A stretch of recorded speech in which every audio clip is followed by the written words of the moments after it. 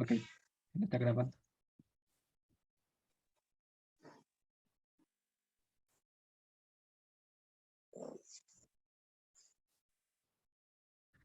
Ya, espero que todos puedan ver el sílabo. Entonces, esta materia se llama la homilética, que es sobre la predicación. Van a ser los días miércoles de 8 p.m. a 9:15. Si es que terminamos, pues, antes los temas, pues, chévere, mejor. El periodo de esta materia es del 3 de agosto al 24 de agosto, que en total son 4 clases, o sea, 4 miércoles.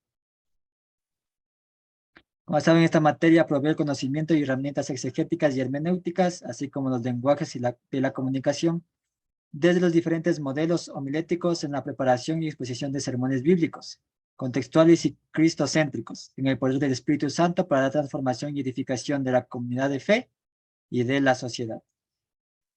Los objetivos que se tiene es que los estudiantes o los que vayamos a aprender se utilicen los diferentes tipos de sermones y haga uso de técnicas para predicar de forma contextual y cristocéntrica para la transformación y edificación de la iglesia y de la sociedad.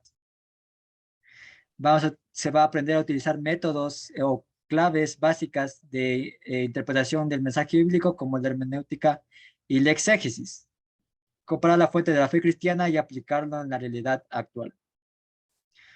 Van a tener conocimientos generales acerca de la predicación y desarrollar habilidades en la oratoria y retórica para una buena comunicación, así además para la creatividad del lenguaje e interpretación para la transmisión del evangelio. Va a haber tareas que serán la evidencia de lo que estarán aprendiendo. Son tareas fáciles y no hay nada de ensayos ni proyectos. No se preocupen por eso. Como les dije, son 4 miércoles. Aquí están todos los temas que vamos a ver. Hoy día vamos a ver términos, problemas actuales de la predicación, desafíos del mundo actual y predicación de ejemplos de los profetas, la predicación de Pablo y la predicación de Jesús. Y ahí vamos a terminar. Algo que puedan tener es, si es que pueden tener, si es que quieren algo para anotar, algún dato que les interese, pueden anotar. Y también la Biblia, porque hemos de revisar a veces versículos bíblicos, entonces tengan la Biblia al lado. Si es que alcanza el tiempo, va a haber diálogos en grupo. Si es que no alcanza el tiempo, pues no lo hay. El segundo día vamos a ver claves hermenéuticas y exegéticas y un poco de liderazgo. El tercer día vamos a adentrarnos a los principios de la predicación, estructura del sermón y los diferentes tipos de sermón que hay.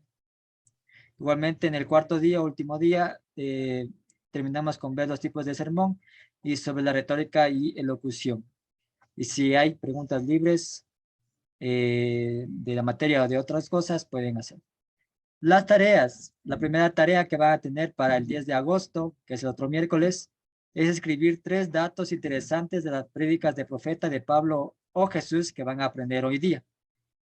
Entonces, si alguien puede ser cortito, una línea nomás. A mí me interesó que Jesús predique en parábolas porque él hace uso de un lenguaje de su tiempo, por ejemplo. Entonces, 3 datos puede ser uno de cada, uno de un profeta, uno de Pablo, uno de Jesús, o 3 de Jesús, 3 de Pablo, 3 del profeta. No hay problema por eso.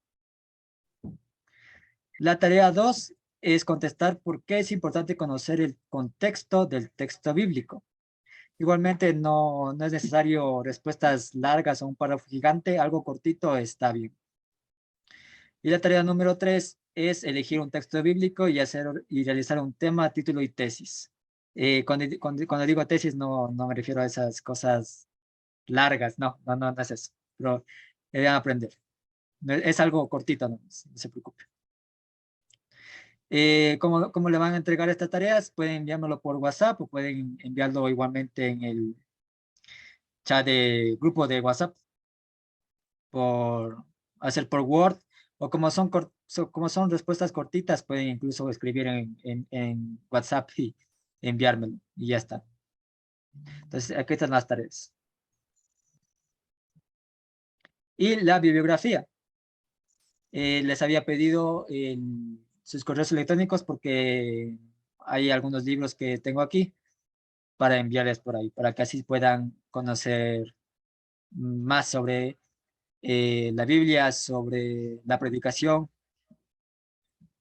Entonces, hasta que haga una pregunta sobre el sílabo. No, No. ya, chévere.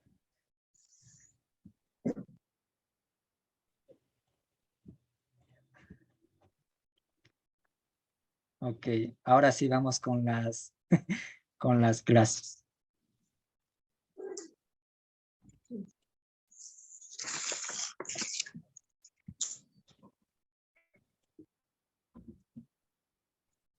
Dígame si se puede ver completa la pantalla, por favor.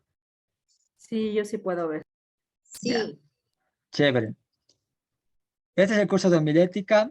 Todos los temas que se va a ver aquí pertenecen a la profesora Yadesi Rodríguez. Prácticamente lo que estoy haciendo es transmitir los conocimientos que tuve de ese curso a ustedes. Entonces, todos los temas aquí se dio en la clase en la que yo estuve con la profesora Yadesi Rodríguez de la Universidad del CMSU. Entonces, vamos a comenzar con las clases. Algunas reglas que podría tener es que cualquiera puede opinar sobre el tema. Aquí quiero que sean libres en su opinión. Si algo no están de acuerdo con algún cosa de la prédica, con algo de tema de la Biblia, algo así, pueden opinar. Sean libres de hacerlo. Igualmente de preguntar si hay alguna duda que tengan sobre la predicación, sobre la Biblia, cómo interpreto estos pasajes que son un poco difíciles. Entonces, háganlo. Háganlo. Sería chévere que lo puedan hacer. Igualmente, si alguien no está de acuerdo con algún punto o algún tema del prédica, también puede hacerlo, si alguien no está de acuerdo. Entonces, quiero que sean libres en expresar sus opiniones. Igualmente, en respetar las opiniones de los demás, en respetar lo que digamos, ¿ya? Eso, como regla única. Vamos con algunos términos. La homilética es la teoría de la elocuencia del púlpito, o sea, obviamente vamos a predicar a un público. Viene de homiléticos, que es en griego, significa reunión. Desde la teología se viene como los principios de la retórica a la predicación pública. La retórica, vamos a ver el último día sobre el tema de retórica y elocución. La homilía es el razonamiento, plática que se hace para explicar al pueblo las materias de religión, que viene del griego homilía, que significa conversación. En el griego, los términos homologeo y homilética se originan en la palabra homi, que significa confesar. Rápidamente busquemos en Romanos 19 un ejemplo de esto. Por favor, alguien que rápidamente me busque Romanos 19.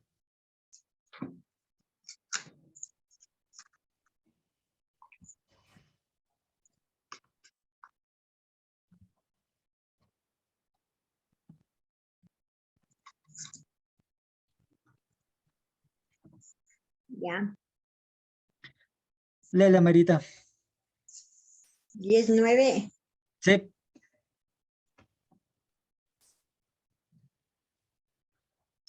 A ver, si con tu boca reconoces a Jesús como Señor y con tu corazón crees que Dios lo resucitó, alcanzarás la salvación. Wow. Palabra del Señor, damos gracias a Dios. Esta palabra que dice ahí, confesar, en el griego es homologeses, que está escrito aquí, y está escrito en griego. Se dice homologeses en Romanos 19. Cuando revisamos en español, pues parecía que dice confesar con la boca. Solo confesar con la boca que Jesús ha resucitado, que acepto a Cristo en mi corazón. Pero realmente cuando nos vamos al griego de homologeses, es más algo existencial, es decir, que se concreta como un estilo de vida. Prácticamente lo que quiere decir Romanos 19 es quien confiese con su vida a Jesús. Eso es lo que viene a hacer Romanos 19. No es solo decir acepta a Jesús, sino que demostrar con mi vida que he aceptado a Jesús. Un ejemplo, pues, la transformación que uno tiene en la vida, ¿no? De malas conductas, sea de formas de ideas, por ejemplo, machistas o algo por el estilo, demostrar que al aceptar a Cristo hay una transformación en mi vida, hay un nuevo estilo de vida. Eso quiere decir confesar. Hay algunas personas a veces que utilizan este pasaje de Romanos 19 para decir que las personas mudas no pueden confesar a Cristo. Y eso es algo, es una mentira, porque se confiesa realmente con la vida, no solo con la boca. Ya, entonces, eso. Vamos con otros términos. También viene del sermón de latín sermos, sermonis, que quiere decir discurso o plática, que desde la perspectiva religiosa es el discurso de un sacerdote o pastor en un contexto litúrgico. Obviamente se da en un contexto litúrgico lo que es la prédica. El tema de la prédica, en este caso vamos a un campo religioso que se denomina sermón. Hay otros campos en el que se denomina discurso, como el campo político, en el militar se llama arenga, en el campo de derecho se llama alegato y en el campo académico se llama conferencia. En nuestro campo, que es el religioso, se denomina sermón. En la predicación vamos a lo que es predicar el evangelio, el evangelizo, el dar buenas nuevas acerca del evangelio. Le podemos encontrar un ejemplo en Gálatas 1:8 que dice Evangelion Santai, que se lee en griego. Es un ejemplo. Y en Mateo 3:1 podemos encontrar la palabra proclamar, que en el griego es kerusón. Este proclamar era el medio que usaban los reyes para dar a comunicar algo. O sea, una persona iba al pueblo y leía lo que el rey tenía que decir. No, no decía el rey, sino la persona era quien proclamaba lo que el rey decía. Es decir, que prácticamente el predicador es un enviado para decir la voluntad de Dios. Por lo tanto, es un heraldo.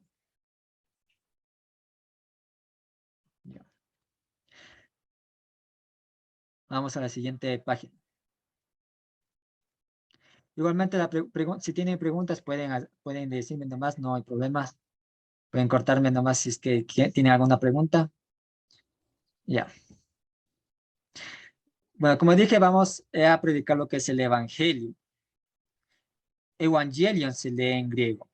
La eu significa alegría, la ac significa santificar, apartar o conducir, y gelion es el anuncio o mensaje. Prácticamente, nosotros tenemos como el evangelio como el mensaje de las buenas nuevas.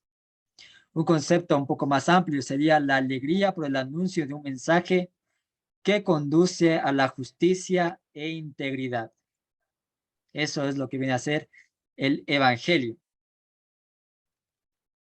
Y el profesor Yatensi Bonilla profundiza más en esto. Como había dicho, el evangelio son las buenas noticias.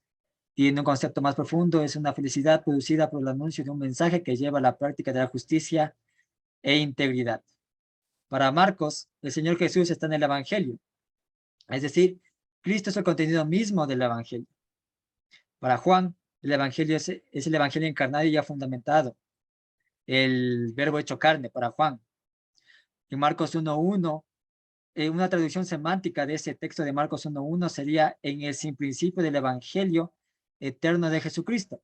Cuando lean algún libro de Biblia o encuentren algo por así, esto que dice traducción semántica, la traducción semántica se realiza después de haber investigado muy profundo un texto. Y se tiene la traducción semántica como lo que más se puede acercar a un texto a su original o para conservar su primer sentido. Y esta traducción semántica también tiene la cosa, ¿cómo puedo decirlo? También es para que nosotros podamos entenderlo mejor, utilizando palabras que sean más entendibles para nosotros. Entonces, esa es la traducción semántica. O sea, se puede decir que es lo mejor que se puede traducir de un texto bíblico, la traducción semántica. De hecho, el profesor Yatensi Bonilla está realizando una Biblia junto a su equipo sobre la traducción semántica. ¿Rebe tiene alguna pregunta?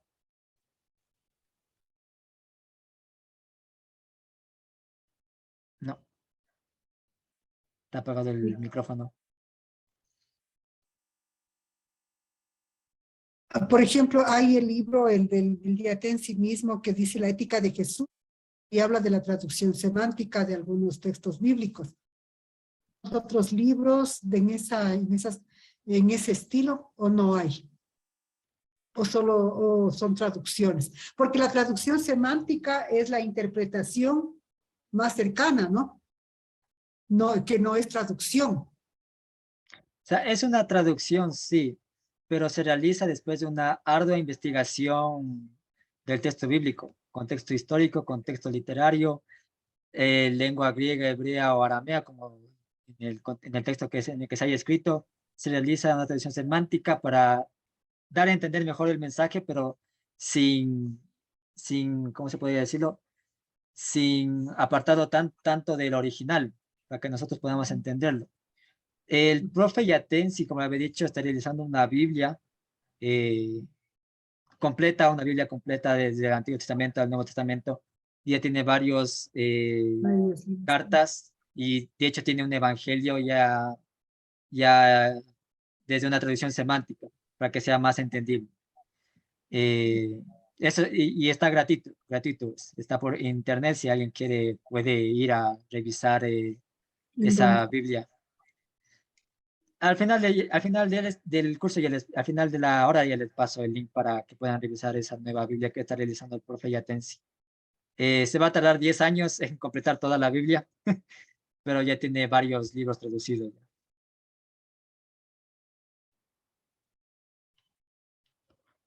Listo. Ahora, ¿no hay otra pregunta? Mari. Y en esta traducción, ¿cambia totalmente el sentido de lo que hemos aprendido todo este tiempo en la Biblia? ¿O guarda ciertas cosas? Depende. Sí guarda ciertas cosas. Contradicción semántica tiene el objetivo de que sea más entendible y que no se pierda el mensaje. Es decir, por ejemplo, si yo escribí, digamos que tengo novia, no tengo, pero digamos que yo escribí, te amo, Florecilla, algo así. Y entonces la traducción semántica viene a traducir ese mensaje que yo digo, algo más entendible para personas de otro tiempo. En nuestro caso, pues somos nosotros. Pero también no quiere perder lo que es el sentido original o el primer sentido del texto. Puede cambiar, sí, Mari, puede cambiar si es que, por ejemplo, hay una mala traducción que se había hecho. Por ejemplo, cuando yo di el tema de las mujeres, ese texto que dice que la mujer se calla en la congregación, no sé si se acuerdan ese taller que di una vez. Ya, ahí obviamente si se realiza una traducción semántica va a cambiar el mensaje que tiene eso que dice, no sé, que las mujeres se callen en la congregación porque realmente el mensaje es otro. Entonces sí puede cambiar, por eso digo depende. Ya. En Marcos 1, 14, 15 vemos que Cristo es el mismo evangelio liberador de parte de Dios y este fundamenta el texto de Marcos 1, 14, 15. Es decir, que con la encarnación de Cristo ya el tiempo se ha cumplido y el reino es una realidad presente y transformadora. ¿Rebe? Estaba yo pensando que en la traducción que diste de Mateo de Romanos 10:9, ahí es una traducción semántica a lo que dice que vivir el evangelio con el testimonio es, ¿no? Sí, con el testimonio. Sí, Bueno, o sea no, que... una traducción semántica de Romanos 10:9 ya es traducción todito el texto, ¿no? Porque solo mencioné una palabrita en griego nomás de ahí. Pero si se tradujera semánticamente, quedaría algo como confesar a Dios, confesar a Cristo con tu vida y con tu boca, etcétera, etcétera. Algo así quedaría en una traducción semántica. Tiene el objetivo de que sea más entendible y que tenga ese sentido del texto. Por eso digo, depende, puede cambiar el sentido o no. Mis perros están ladrando, disculpe. Listo. Con esto un poco de la introducción. Vamos con algunos problemas actuales de la predicación. Algunos problemas actuales es que la predicación es a veces limitada a los pastores o ministros. Es decir, que solo los pastores o los ministros o los que tienen algún cargo eclesial pueden predicar. Y pues no, la predicación puede ser por un laico, una persona que no tiene un cargo eclesial. Entonces sería bueno, algo bueno, por eso estamos aprendiendo aquí el tema de la predicación. Cualquiera de aquí puede ir y predicar. Obviamente toca prepararse para armar el sermón y todo eso. Hay muchas veces iglesias donde la predicación se convierte en un show. Hay un video de un hombre que está colgado con unos cables y está bajando, en la iglesia está bajando él así como volando. Entonces se pierde el mensaje de la prédica y todo se vuelve como un show. Los problemas actuales de hoy en día. ¿Debe si tiene alguna pregunta? No, es que a veces está la mano levantada ahí.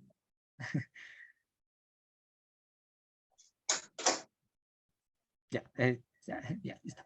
La predicación se ha vuelto un poco antropocéntrica, es decir, en vez de hablar de Cristo, hablar de Dios, se ha vuelto más en una exaltación al hombre e incluso una exaltación al mismo predicador o predicadora que está ahí predicando.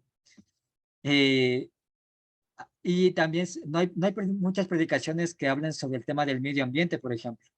Hay muy pocas predicaciones que hablen sobre el tema del medio ambiente. Y casi todas las predicaciones solo se basan en la exaltación del hombre. Es uno de los problemas actuales que se ha vuelto muy antropocéntrico.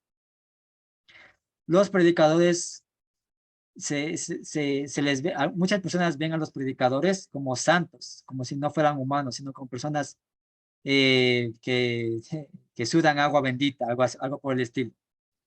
Entonces hay que tener cuidado con eso. La predicación no solo se reduce a palabras, solo es el tema de predicar un domingo en la misa y listo. También se predica con hechos, con nuestra vida, con nuestro testimonio. La predicación a veces ha sido limitada al púlpito. O sea, solo detrás del púlpito es donde se debe predicar. Y, por ejemplo, si se realiza una misa al aire libre, donde obviamente no hay donde, no está eso del púlpito, igualmente se puede predicar. Hay algunas predicaciones donde se señala con el dedo. Capaz que alguno ha visto si es que ha ido a alguna iglesia donde está predicando y el pastor o el predicador está señalando con el dedo a las personas y pues eso se ve algo feo. Hay hermenéuticas inadecuadas, malas interpretaciones. Por ejemplo, en 2 de Corintios 3:6, ¿han escuchado eso que dice la palabra mata o la letra mata? Se encuentra en 2 de Corintios 3:6. Déjenme buscándolo así rapidito.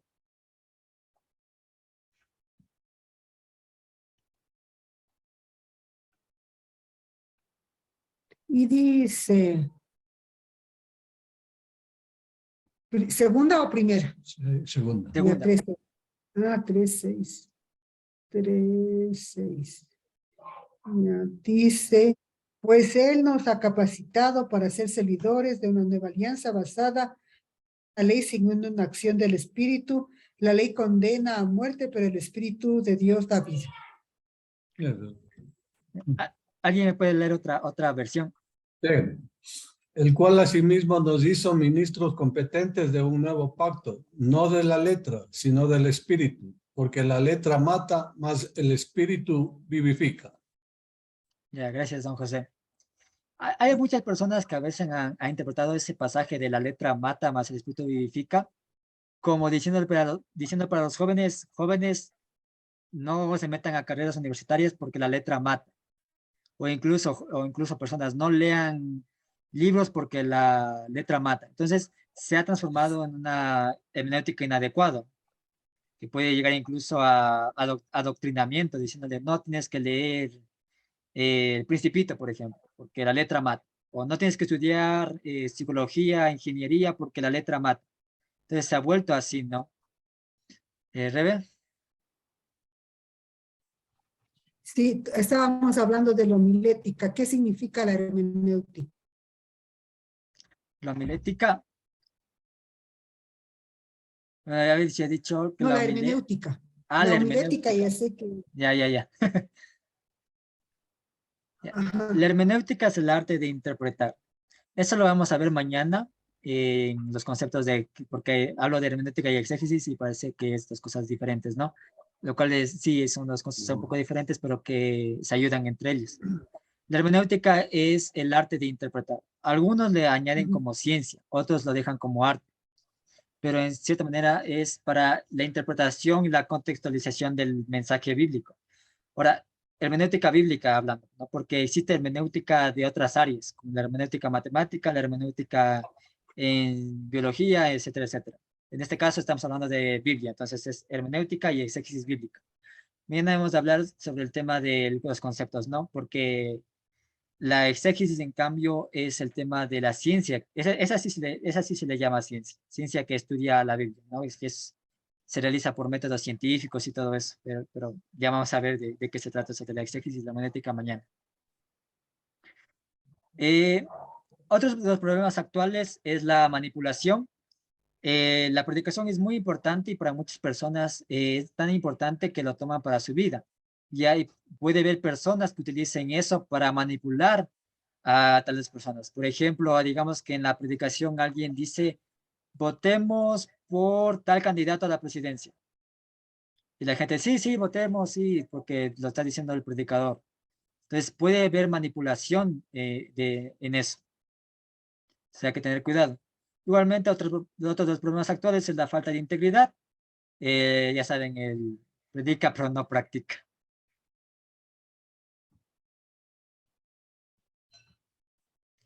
Listo. Con los problemas actuales ya pasamos, vamos a los desafíos que tenemos para el predicar. Los desafíos de la predicación bíblica frente a la generación actual, según el doctor Pablo Jiménez en su libro de Nuevos Horizontes en la predicación. Como ya recuerdan, todos estos temas está sacado de las clases de la profe Yadetsi. Al mundo al que predicamos. La humanidad ve a la iglesia como una voz más en un mercado de ideas.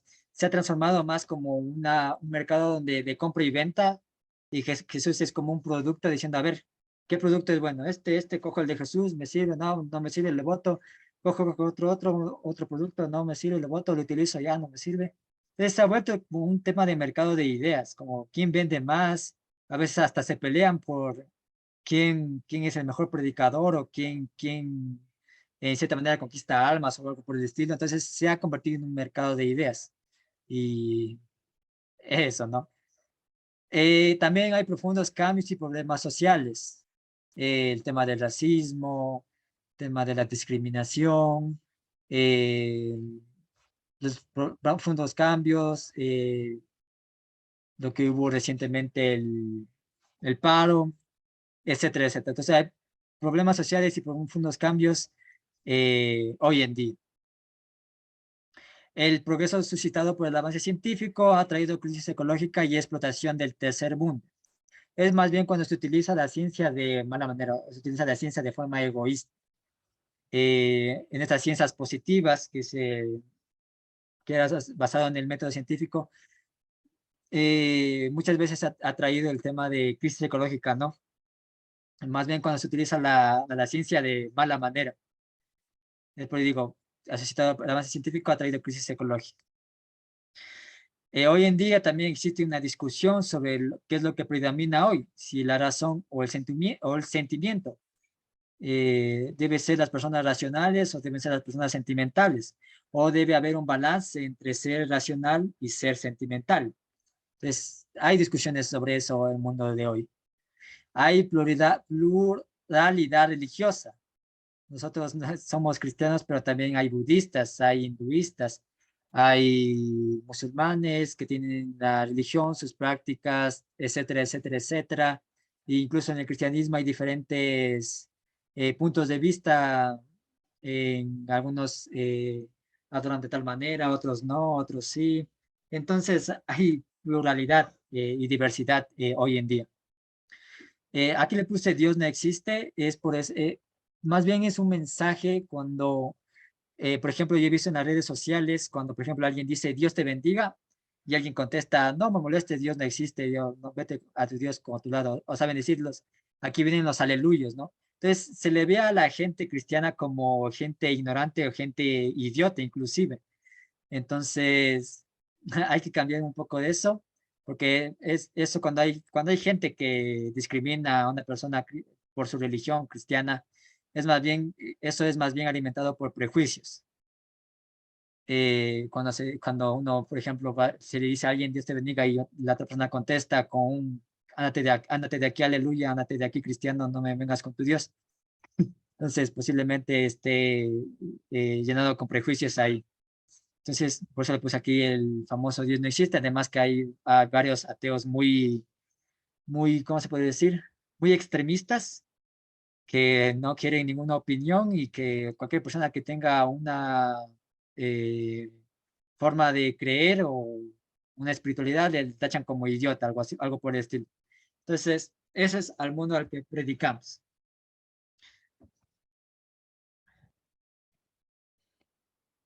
David, ¿ahí Sí, cabe también ponerles a los fanáticos también de la religión?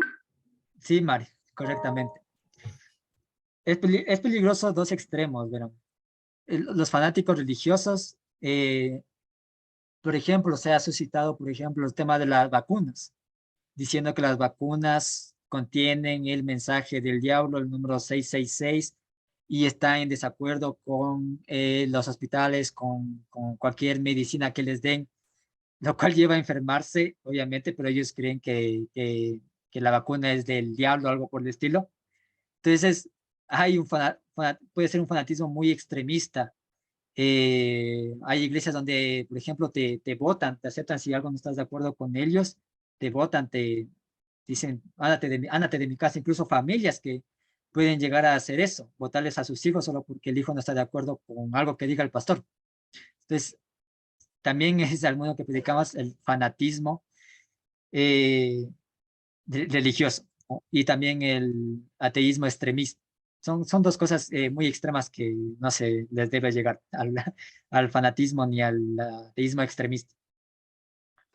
Más bien entrar en diálogo, sería chévere entrar en diálogo con diferentes ideas, así uno no esté de acuerdo, pero sin llegar a insultos ni violencia, que generalmente se llega en estos extremismos. Gracias, Mari.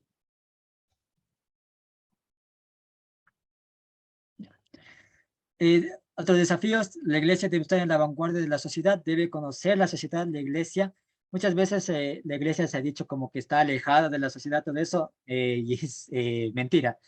La sociedad tiene que ver mucho con la iglesia tiene que ver mucho con la sociedad, porque por todo lo que pasa en la sociedad, obviamente se va reflejado en la iglesia. Igualmente puede ser al revés, lo que se haga en la iglesia puede ser reflejado en la sociedad.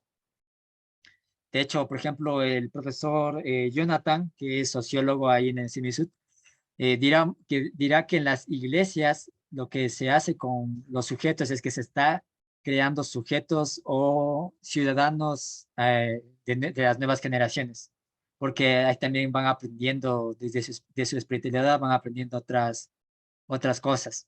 Por ejemplo, en los estudios bíblicos se habla, por ejemplo, del amor, se habla de bueno, ustedes ya saben de lo que hablan en los estudios bíblicos y eso puede generar igualmente en la sociedad. Otros desafíos es la contextualización del mensaje. Es decir, que el mensaje bíblico no solo se quede en el pasado diciendo, esto pasó en el pasado, sino más bien que también se vea contextualizado en el día de hoy, o sea, que sea un mensaje de la Biblia para hoy también. Hay que hacer actualización en métodos de predicación, un quehacer teológico propio, especialmente uno latinoamericano por nuestro contexto, y que se dé cambios pues, en la presentación del sermón.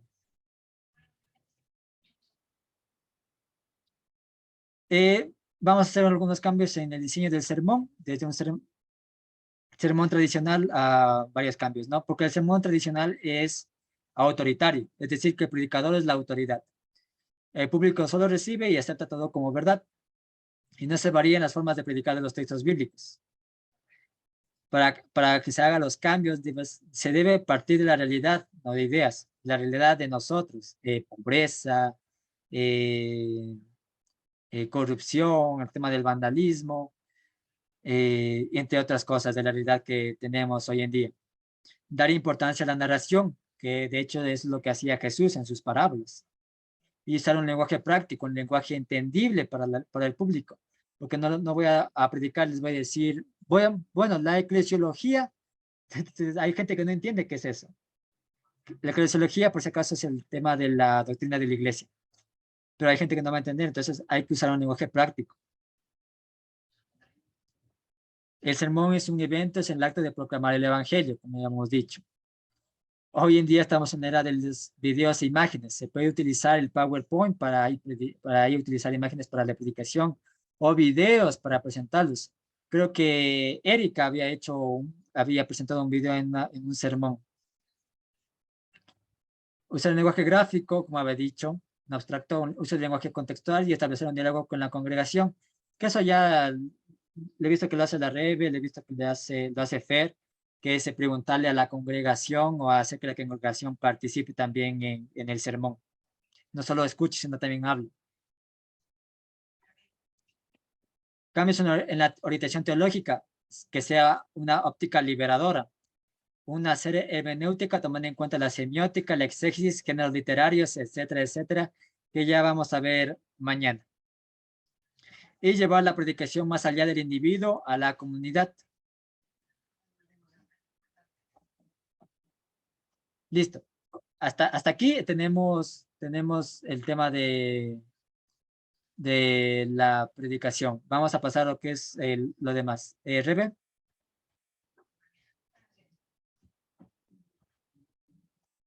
Que los temas que pusiste en delante, la semiótica, son materias, ¿no? Y sí me gustaría, si puedes ahondar un poquito en la semiótica, ¿no? En la exégesis, para que se entienda. Ya llegó el punto. Ya. Para Ya que me se... dijo que para entrar al grupo es difícil. Me dijo que ya iba a comenzar a bajar a la iglesia. Ay, perdón. Ahí tienes eso. Ya. Y la semiótica, la exégesis, tal vez los géneros literarios, un poquito, ¿no?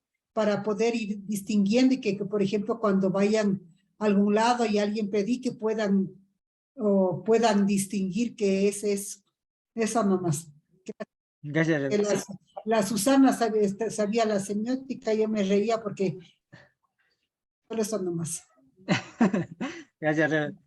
Sí, son materias, o sea, esta materia es de homilética, prácticamente vamos a hacer de la predicación, entonces no vamos a profundizar tan al hondo en la exégesis, porque tendríamos que ver de dónde surge la exégesis, que surge la investigación científica de la Biblia, porque sí se puede investigar científicamente a la Biblia, surge en el siglo XX, con la llegada del Renacimiento, con la ciencia, todo eso. Entonces, sí sería una materia muy extensa y estaríamos más de los 4 días que tenemos para homilética, para la exégesis.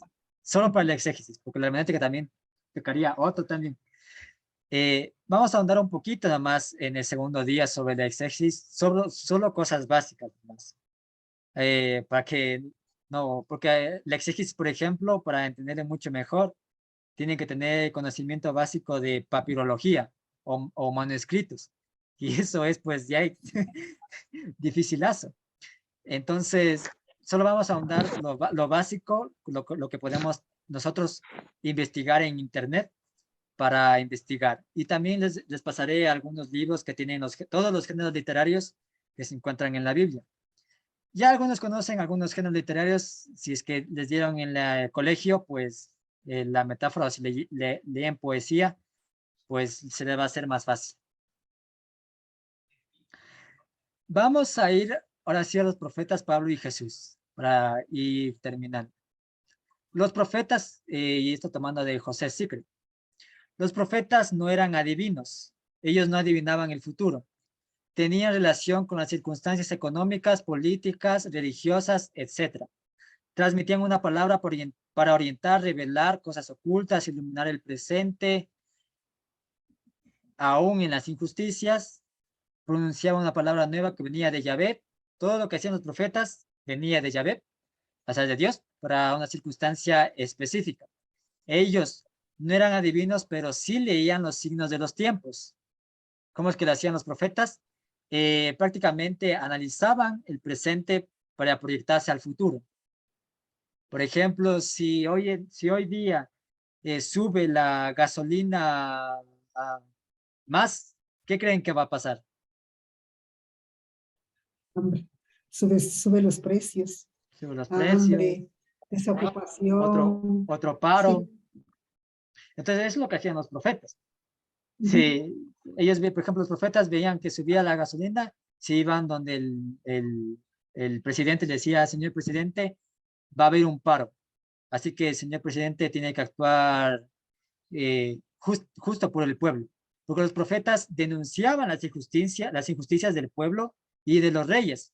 Ellos se iban directo al rey y les decían las cosas a la cara. O sea, denunciaban las injusticias que pasaban. Si el pueblo estaba pasando hambruna, los profetas iban donde el rey les decía, rey, vea el pueblo no tiene que comer, haga algo, no se quede ahí parado, no se quede con sus riquezas, vea por el pueblo. Entonces, eso es lo que hacían los profetas. Denunciaban los pecados, como había dicho. Hablaban en medio del pueblo así no quiera hacerlo. Que muchas veces no le recibían bien a los profetas. Obviamente, si los profetas denuncian algo, algunos decían, sí, tiene razón, estoy mal lo que estoy haciendo. Otros, en cambio, pues les mandaban a matar de una vez, les mandaban a degollar, para que no esté diciendo cosas del rey o algo por el estilo del profeta. Por eso muchos profetas corrían riesgo de ser asesinados. Muchos tenían miedo, como en Jeremías 1:4-8.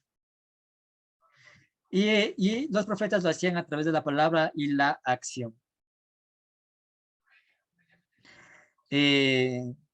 Por ejemplo, 2 Samuel 12:1-7, tenemos una parábola que le dice Natán a David. Natán no aborda el adulterio y asesinato por David directamente, sino lo hace indirectamente. El rey David había hecho algo terrible, que era acostarse con una mujer que no es de él y mandar a asesinar al esposo de esa mujer. O sea, prácticamente el rey David, por eso hay un pasaje que Dios le recrimina al rey David que está manchado de sangre en sus manos. Por eso el profeta Natán le dice al rey David, no le dice de manera directa, usted hizo mal al asesinar o usted es un asesino, sino que a través de una parábola le persuade al rey David para que se dé cuenta del mal que está haciendo. También hay alegorías, como Ezequiel 17:1-9, una denuncia del profeta Ezequiel. Una alegoría, al contrario de las parábolas, al contrario, la alegoría tiene muchos significados de cosas. Esto significa algo, eso significa algo, eso significa algo. La parábola, en cambio, tiene 1 o 2 mensajes, nada más. También lo decían en maldiciones y bendiciones. Maldito es el pueblo, tal cosa. O les caerá una maldición, usted es rey por haber asesinado a tal cosa. Entonces, también lo hacían los profetas eso. Un ejemplo lo encontramos en Jeremías 17, del 5-8. También lo realizaban mediante preguntas, como en Amós 3:6, para reflexionar a la persona o al pueblo al que le estaba hablando el profeta. Eso lo hacían a través de palabras. También lo hacían a través de la acción.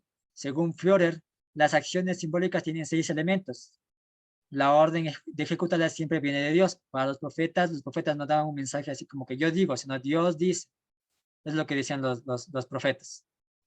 El relato puede ser variado. La interpretación por medio de palabras, los testigos oculares, el compromiso de Dios a ejecutar lo simbolizado, el nexo entre la acción simbólica y lo simbolizado. Y aquí es muy importante, por ejemplo, en la liturgia, que hay muchos símbolos y se puede ver un ejemplo de la acción simbólica y lo simbolizado en la liturgia. Los profetas también iban y, por ejemplo, hay un profeta que cogía algo y cogía como, me parece que hizo como muñecos o hizo una escala pequeña del pueblo y empezó a destruirlo para dar a entender algo. Los profetas, a veces a los profetas se les tomaba como loquitos, porque prácticamente ellos a veces actuaban de forma media rara. Por ejemplo, un profeta se desnudó por no sé cuántos años para demostrar algo al pueblo, pero lo hacían a través de la acción también. Eso es lo que hacían los profetas. Anunciaban y denunciaban. Hay muchas veces que hace falta profetas hoy en día en denunciar las injusticias del gobierno, por ejemplo. Aunque en aquel tiempo los profetas pues eran asesinados por decir algo en contra del emperador, en contra del rey.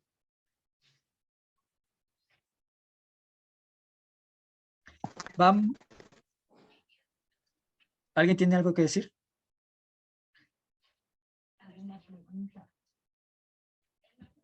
¿No? Bueno, sigamos. Esos son los predicaciones de los profetas. Entonces ya pueden ahí anotar algún dato que para la tarea. Vamos con Pablo. Y eso sí requiero la Biblia. Tengan en la Biblia en Hechos 17, 16, 34. Por favor.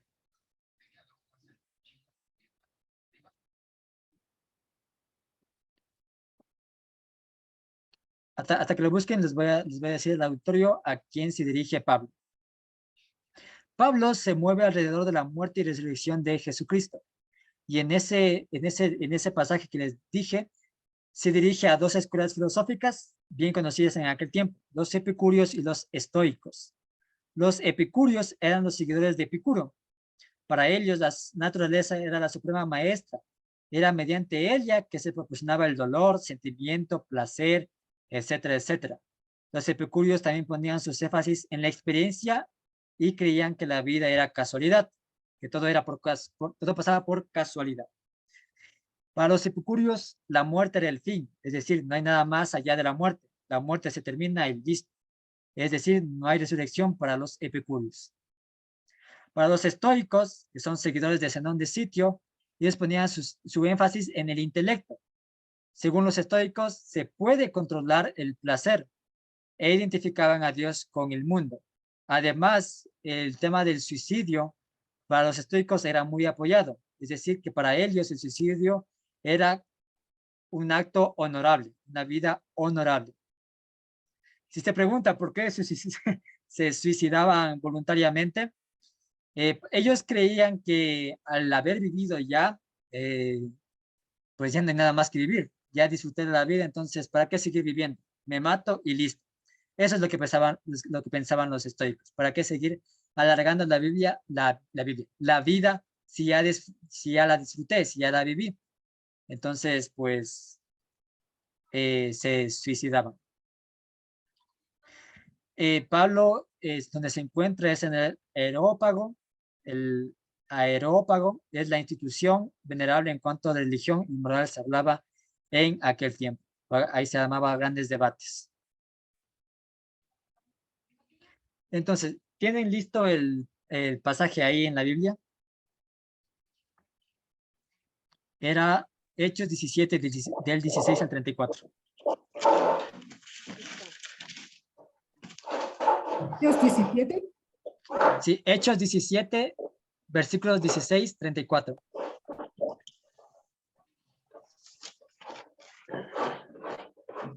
Ya.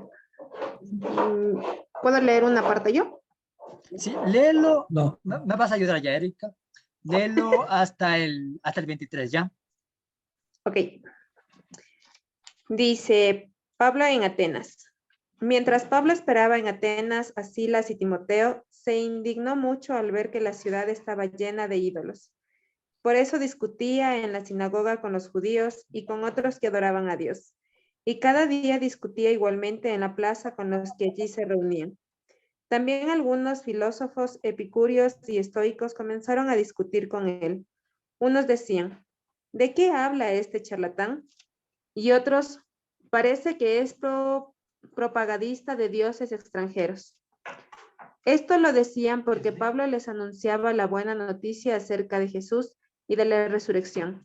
Entonces los llevaron al Areópago y le preguntaron, ¿se puede saber qué nueva enseñanza es de esta que tú nos traes? Pues nos hablas de cosas extrañas y queremos saber qué significan. Y es que todos los atenienses, como también los extranjeros que vivían allí, solo se ocupaban de oír y comentar las últimas novedades. Pablo se levantó en medio de ellos en el Areópago y dijo, atenienses, Por todo lo que veo, ustedes son gente muy religiosa, pues al mirar los lugares donde ustedes celebran sus cultos, he encontrado un altar que tiene escritas estas palabras: a un Dios no conocido.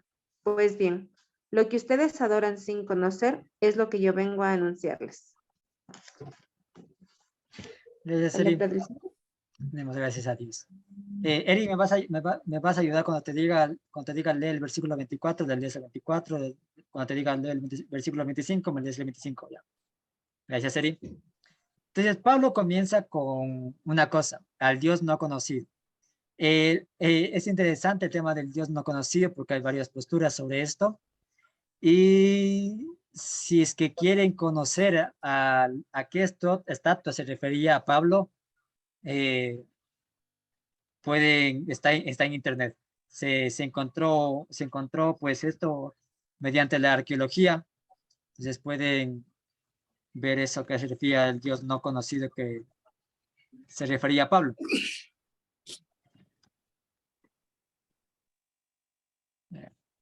Dios no conocido.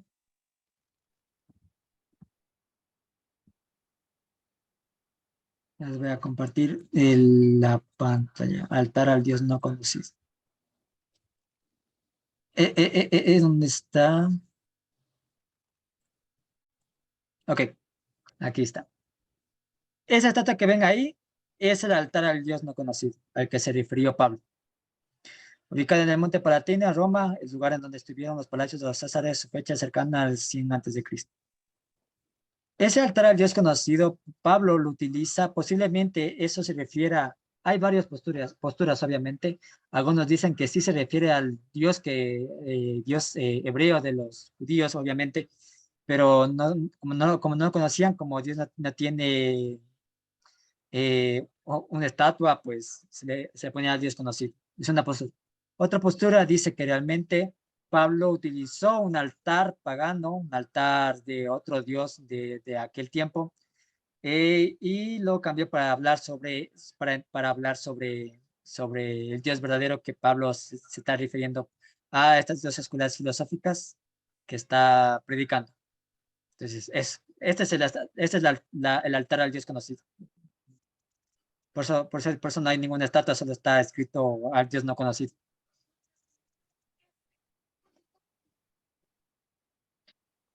Listo. Eri, ayúdame con el versículo 24, porfa. 24. El Dios que hizo el mundo y todas las cosas que hay en él.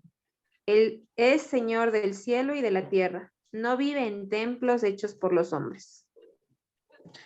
Entonces, Dios no es creado, sino que es creador. Es quien nos creó. Es el Dios de la revelación bíblica, el Señor del universo. Y sí, el templo de Jerusalén no puede contener a Dios, menos los templos a las divinidades de aquel tiempo, porque estaba repleto de templos cuando fue Pablo. Había un montón de templos en cada esquina. Entonces, Dios no puede ser encerrado en cuatro paredes. Dios es Dios y no puede ser encerrado en cuatro paredes. Hay muchas veces personas que encierran a Dios y quieren decirle que Dios solo está en la iglesia, cuando Dios no puede estar encerrado en cuatro paredes. Versículo 25. Ni necesita que nadie haga nada por él, pues él es quien nos da toda la vida, el aire y las demás cosas.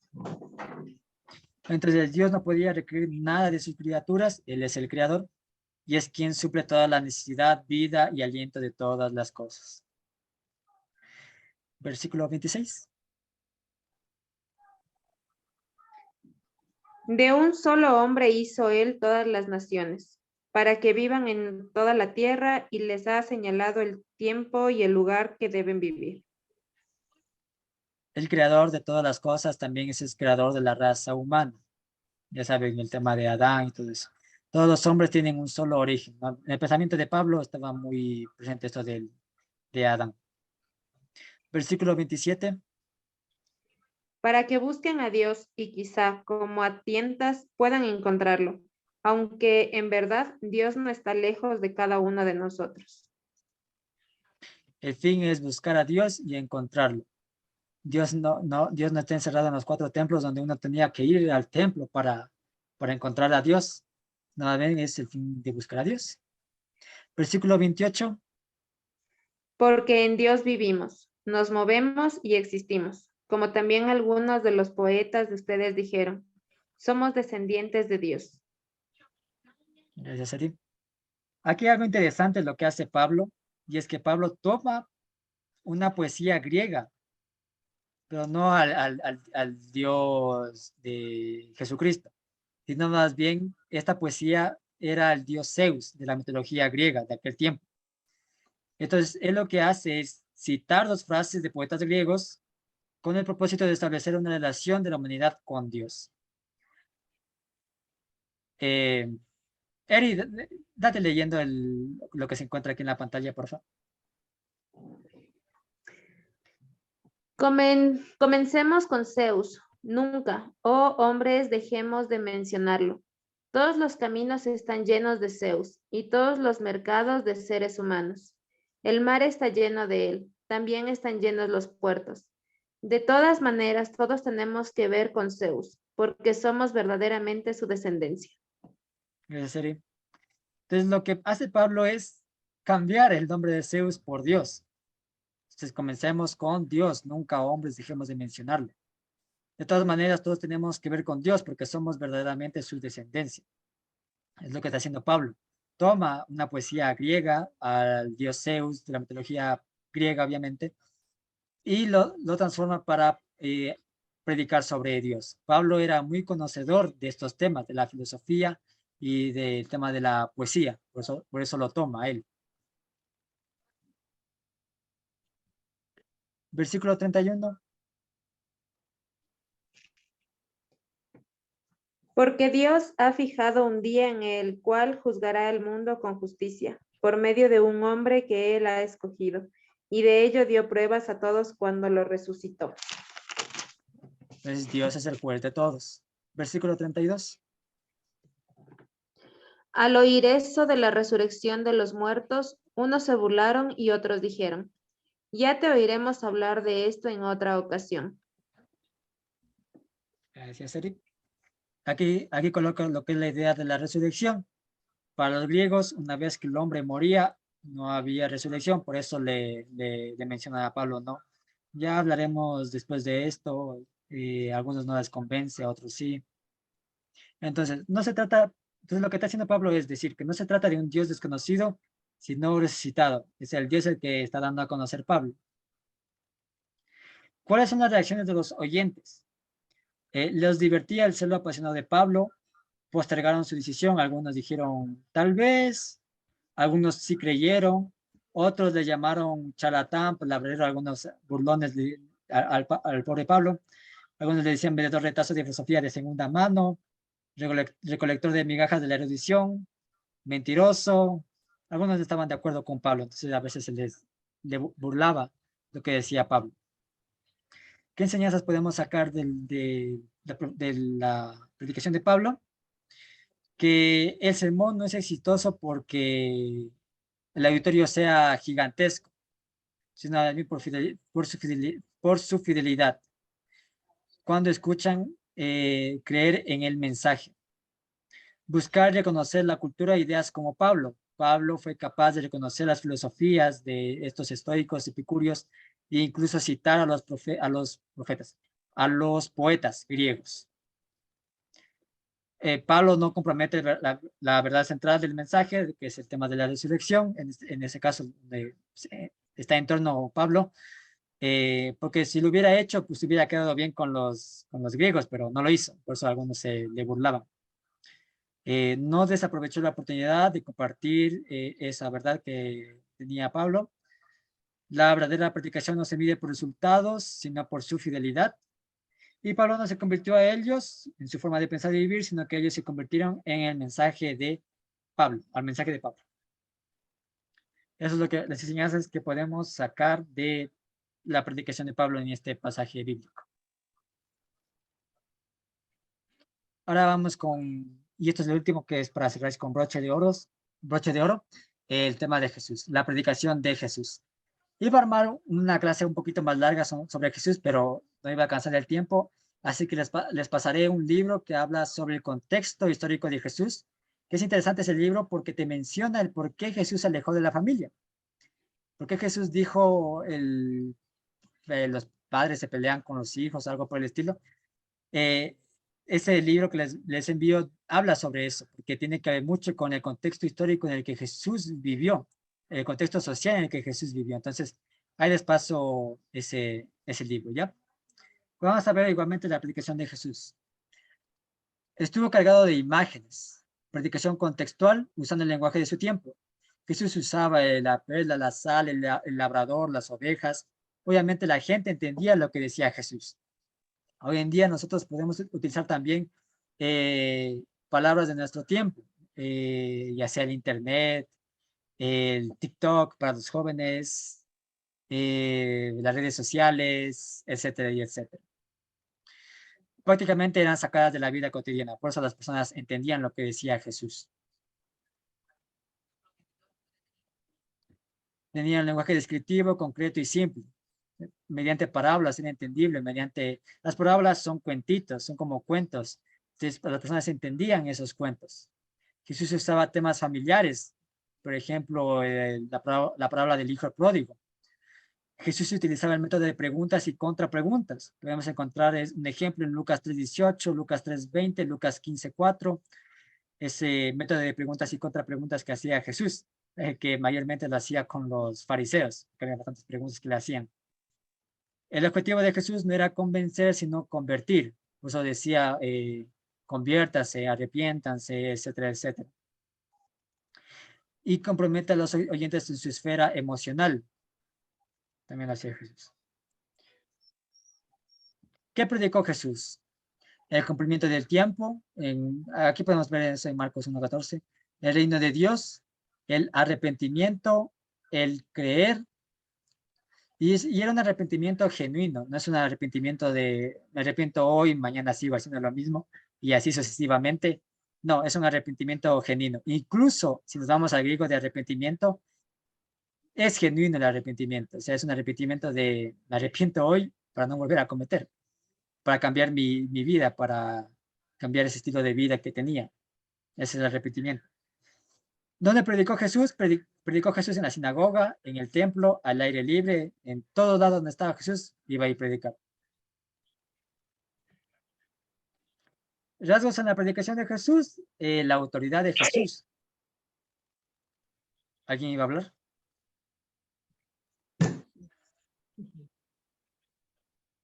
No, ok.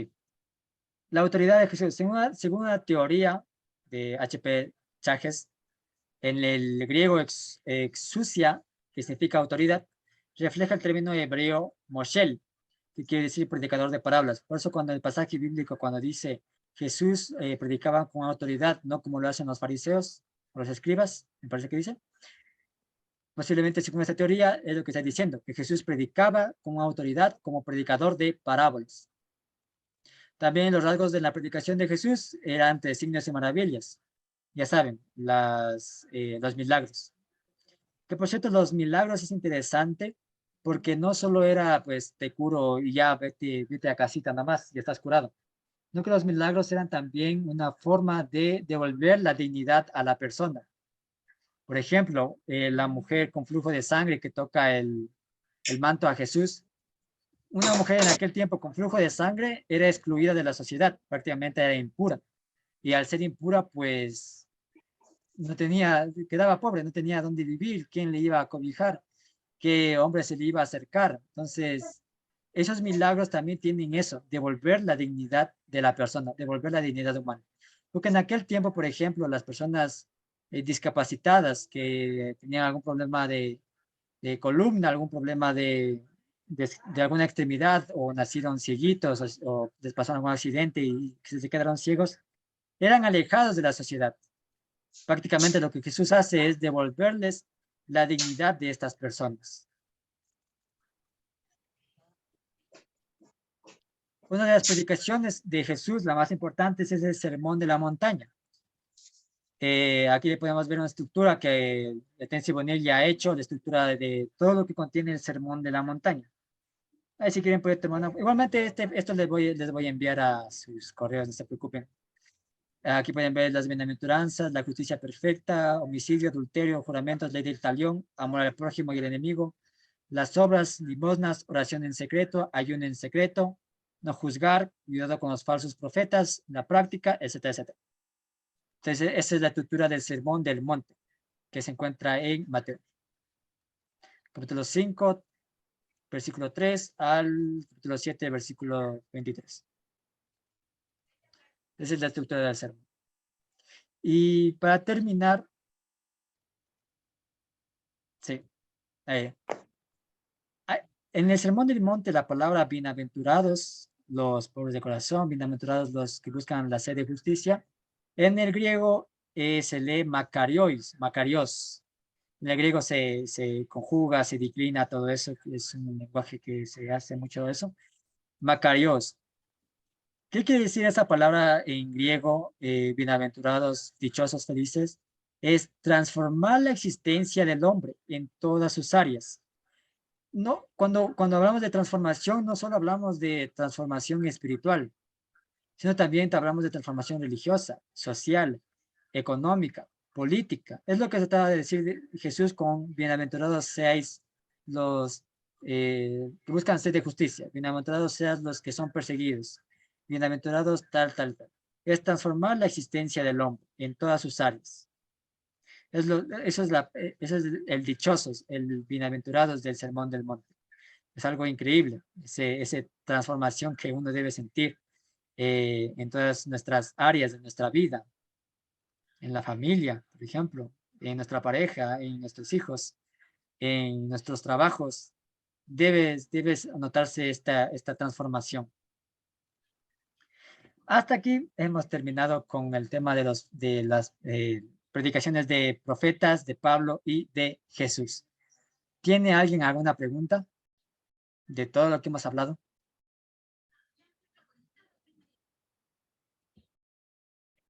Hagan nomás sus preguntas con confianza. Si hay algo que no puedo responder, pues le respondo a la siguiente clase.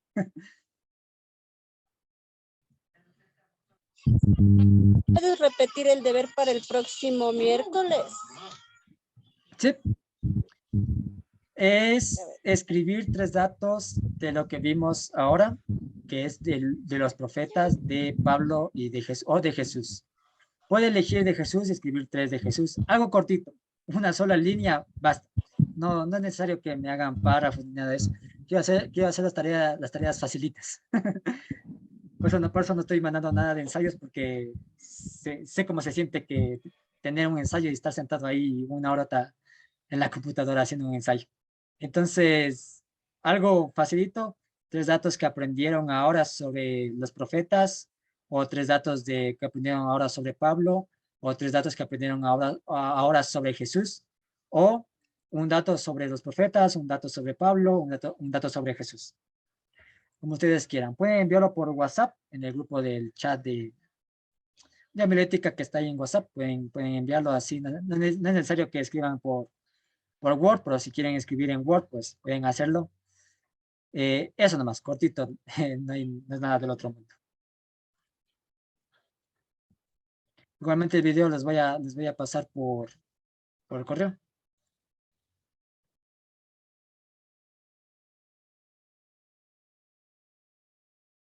¿Alguien tiene alguna pregunta más? Sí, lo que ahorita estudiamos, lo que ahorita nos enseñaste nos vas a pasar. Sí, también les voy a pasar el libro que les dije. De una vez les paso la Biblia del profe Yatensi. Ya, eso sí. No sé si sabía que el profe Yatensi está planificado para 10 años acabar con toda la Biblia. Ahorita Sí. tiene la mitad del Nuevo Testamento, y el siguiente, después de terminar el Nuevo Testamento, sigue con el Antiguo Testamento. Sí, sabía, tenía el Filemón. Pero Ajá. yo quise entrar, pero no pude entrar a lo que le estaba haciendo. No, porque está gratis. No pude. Sí, yo por eso mismo quise entrar, pero no pude. Ya les paso. Y Y entonces, creo que la otra semana van a sacar una nueva traducción de una carta, creo. O de un evangelio, no me acuerdo bien, pero van a sacar otra traducción. Les paso el link sobre el proyecto de Evangelio del profe Giatensi, que están pues los Biblias aquí. Déjenme ponerles aquí de una vez la Biblia del profe Giatensi.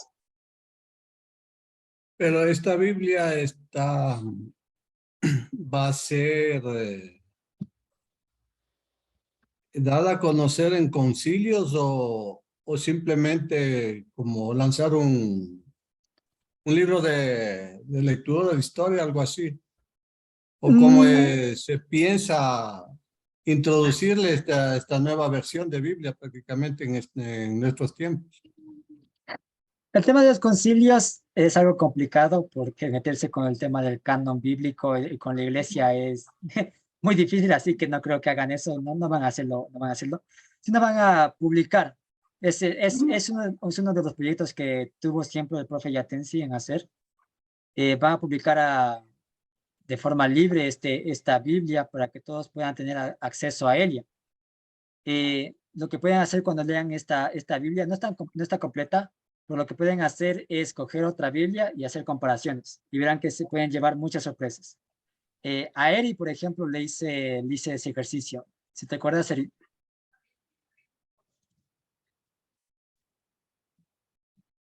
Sí, y además no les puede interesar que se sepa todo como es. Sí, bueno, hay algunos detractores, como dijo la Mari, pues los fanáticos religiosos, pero hay de todo en la viña del Señor, sabe decir una frase. Ahí está. Ahí está, Timoteo, y aquí está el Evangelio de Juan, quien quiera leerlo. Ay, yo quiero ese. Aquí puede descargar el libro. Evangelio de Juan. Y lo importante de esto es que te viene aquí ya con el contexto. Características generales del Evangelio de Juan, teorías de formación, autor, fecha y lugar, destinatarios, propósito del libro, Para la bosquejo. predicación. Te viene Este es un tesoro de predicar. Sí, esto es un tesoro para los estudios bíblicos en general. Y no sería, para nosotros no sería una opción, sino. Por ejemplo, aquí dice, donde no había principio era la palabra de vida estaba con Dios y Dios es la palabra de vida. Entonces aquí pueden ver varios, y pueden hacer ese ejercicio de coger otra Biblia y compararle para que vean si hay cambios cuando se realiza un análisis súper profundo, porque todo esto es a través de un análisis súper profundo. El profesor tiene que leer manuscritos antiguos de hace miles de años para comprender estas cosas. Entonces, hay algunos pasajes los que quieran pueden leer. Por ejemplo, segunda de Timoteo, se encuentra ese pasaje donde dice, la mujer no enseña al hombre, sino cállese en la congregación. Y verán que cuando se le traduce desde esta traducción semántica y desde una investigación profunda, cambia totalmente el mensaje del texto. Cambia completamente. Entonces, no recuerdo si era segunda de Timoteo, me parece que era segunda de Timoteo o primera de Timoteo. David, ¿y qué podemos decir de los libros agnósticos? Que dicen que son diferentes en las traducciones, o sea, más se basan de lo que, según lo que veía, lo que Jesús le dan de diferente manera a conocer a Jesús con los libros diagnósticos de Pablo. No es de Pablo, de Pedro, de María Magdalena y de Tomás. Gracias, Mar. Antes de contestar su pregunta, Mari, les voy a dar el ejemplo del tema de la mujer.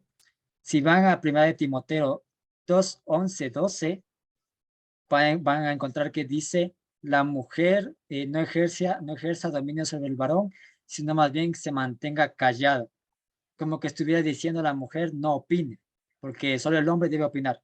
Pero cuando se le analiza profundamente, la cosa cambia. Dice, la mujer estudie con tranquilidad y con espíritu de unidad, pero no permito que el varón enseñe o ejerza dominio de forma violenta a la mujer, sino que él esté tranquilo. ¿Ven el cambio que hubo en este pasaje? Entonces, pueden revisar estos libros. Y con la pregunta, Mari, usted se refiere a los libros apócrifos, ¿no es cierto? Sí, no, porque no son libros agnósticos. Los libros apócrifos. Hay varios debates sobre el tema de los libros apócrifos y esto ya es para clases avanzadas, pero bueno, varios puntos sobre los libros apócrifos. Estos se conocen como libros apócrifos porque no están en el canon bíblico. No están ni en la Biblia Dios habla hoy, ni en la NBI, ni en la tal y tal. No Fueron están. rechazados por el canon, fueron rechazados. Fueron rechazados por el canon. Hay quienes dicen que hubo una manipulación, hay otros que no están de acuerdo, hay otros que sí están de acuerdo. En eso yo no me meto, porque es un debate de años y de siglos de historia muy complicado. Pero estos libros narran otras cosas sobre Jesús, sobre María Magdalena, sobre los, etcétera, etcétera, ¿no? ¿Qué sirven? Hay que tener cuidado en la predicación, no vayan a utilizar estos libros en la predicación, por favor. Estos libros más sirven en el tema académico. Si uno quiere investigar de forma académica la Biblia, de forma científica la Biblia, estos libros son de mucha ayuda, porque esos libros nos dan a entender que hubo diferentes formas de pensar cristianas en el siglo I. Se conoce, es largo este tema, se conoce como los cristianismos originarios. Estos cristianismos originarios tenían diferentes formas de pensar en aquel tiempo y escribían sus evangelios, escribían sus libros.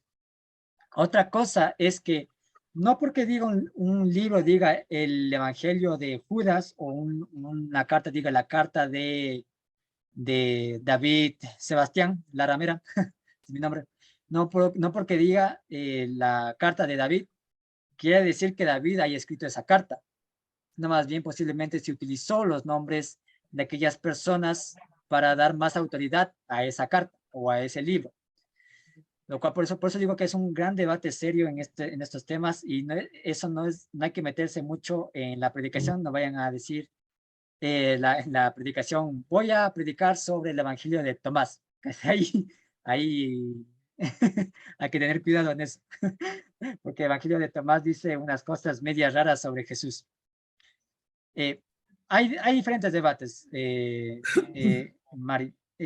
Si es que es el tema, también hay que tener cuidado porque no se sabe si estos libros fueron escritos por los, como he dicho, por Pablo, por Pedro, por tal. Pues sí, posiblemente alguien porque en aquel tiempo, cuando estuvo en crecimiento el cristianismo, había muchos detractores y no estaban de acuerdo. Entonces, a veces escribían libros para hacerle poner a Jesús como alguien malo. En uno de los evangelios apócrifos, me parece, Jesús es un niño malcriado. Prácticamente Jesús es un niño que si le tocas, le molestas, se enoja y te manda a volar por todos los aires. Prácticamente te mata. Pues no porque Jesús haya sido así, sino que porque posiblemente haya detractores de esos libros que hayan escrito así temas para decir Jesús es así, para convencer a los demás, ahí le meto cizaña, ahí armo la batalla. Entonces posiblemente hayan hecho eso. Otra cosa es que estos libros, como dije, estos libros en la academia, no en la prédica, en la academia son muy de tesoro. Si alguien encuentra, por ejemplo, en la arqueología, si alguna vez alguien se va a Israel y encuentra ahí un rollo así y ve que es un libro apócrifo de hace miles de años, bueno, no tanto miles de años porque hace 1500 y algo más de años,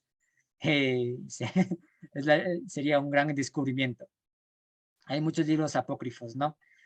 Les puedo pasar uno que es el Evangelio de Tomás, pero eso sí, tengan cuidado, no porque diga ese libro así, bueno, sí, No, eso es así. no ese libro, porque ese es muy fuerte.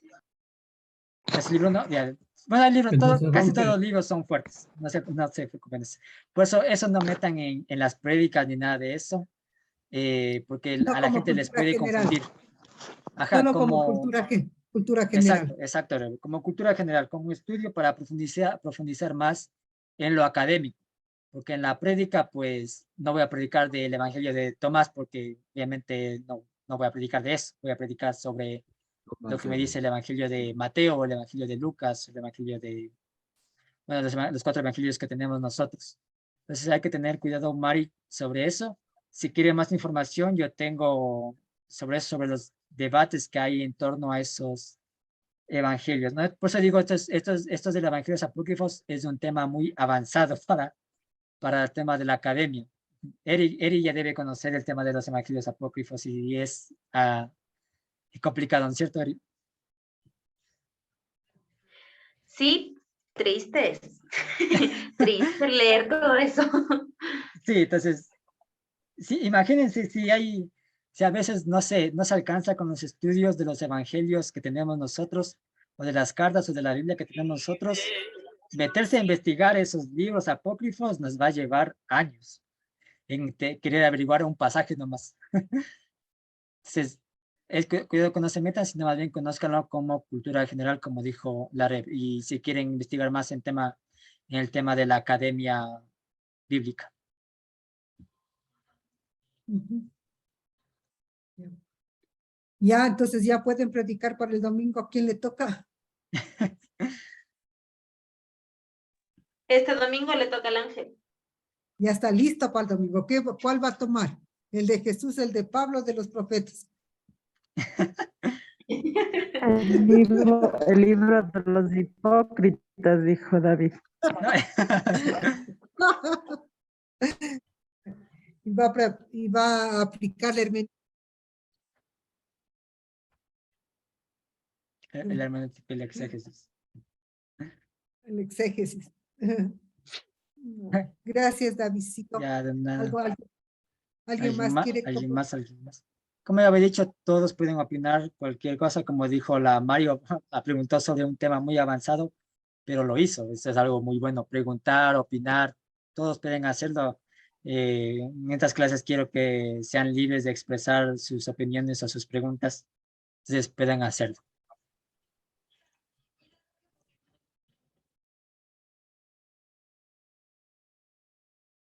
Para los nuevos, ¿qué les ha parecido esto? Los que no han escuchado nunca sobre las prédicas, estas cosas.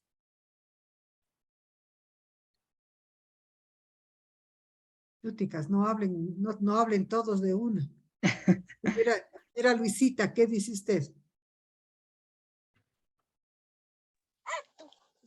Cosas interesantes, palabras que a uno le dan curiosidad. Yo incluso tengo un poco de palabras que voy a consultar y me parece bien, ¿no? Ir aprendiendo, ¿no? Y como dice, porque a veces uno se sabe y habla cosas o interpreta cosas mal de los evangelios. Entonces hay que tener mucho cuidado con eso y comprometerse a aprender, ¿no?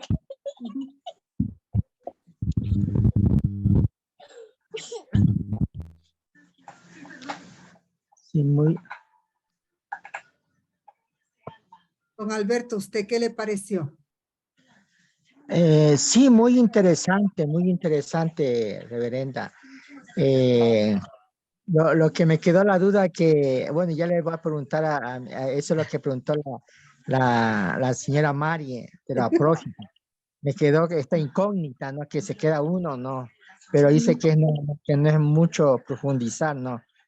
Bueno, pero interesante, ¿no? De lo que habló sobre Pablo, todo eso de predicar, o sea, por medio de su evangelio, de predicar de un ser que no existe, de predicar pero que no existe, pero cómo transformó o sea, por medio de la fe, ¿no? O sea, que le fue profundizando a la gente, cambiando a la gente, que como dice yo solo soy que nada, soy como hay una palabra, yo soy el ser que nada soy. Yo sé que nada sé de Aristóteles. Yo solo sé que nada sé. No, ese sí, no, ese es de Aristóteles. Yo sé que nada sé. Eso dijo Aristóteles. No, pero hay otro. Yo soy el que dice que Dios, yo soy yo soy yo soy el Dios, yo soy el ser. Hay una palabra, yo soy el ser. Hay una palabra que el otro día estaba escuchando, pero un poco, o sea, bien un poco interesante, bien casi como filosófica, ¿no? O sea, sí, es súper interesante, o sea, que nos hace ver o sea, cómo se fue creando digamos, no creando, no, pero la fe de Dios que él ponía en su palabra, en sus sermones que él decía, ¿no? Con su palabra por medio de los sermones ponía la comparación, o sea, en sus palabras, y también en sus prácticas, ¿no? O sea, pero interesante, o sea, medio, o sea, un poco, pero sí, más o menos entendible, ¿no? Algo así, pero me parece un poco muy avanzado ya esto ya. Sí, pero es solo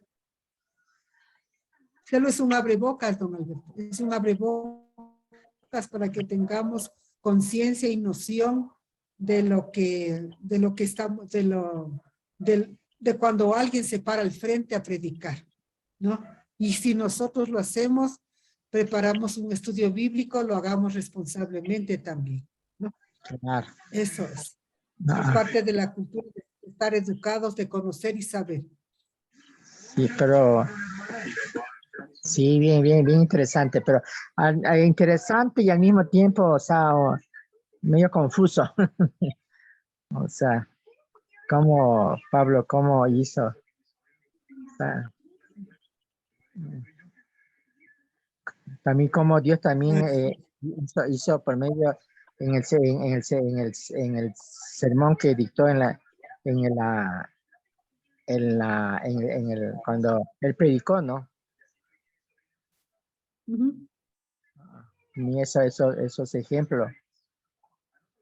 Y también eso también de la mujer, ¿no? Que él da, o sea, le da a la mujer, o sea, ese cambio, esa dignidad, ¿no?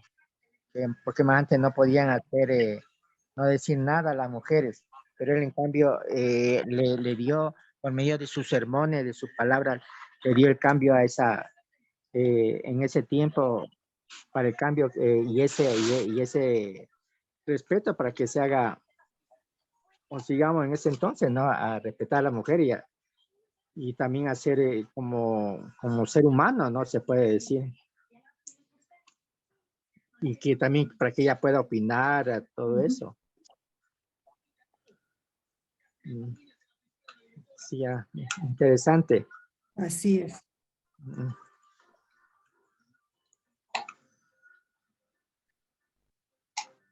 Pues tenemos tarea para la otra semana. ¿Alguien más quiere opinar? Mari creo que quería opinar. Mariana. Yo ya quiero despedirme. Sí, yo también. Ya estoy ya en los... Ya estamos todos. Bueno, entonces, gracias por la primera clase. Espero que la hayan disfrutado. Si alguien tiene temas que le quedó en la mente, pueden escribir en el chat de WhatsApp. Y ahorita les envié el link del profesor Yatensi Bonilla y la traducción de su nueva Biblia. Entonces, eso. Muchas gracias.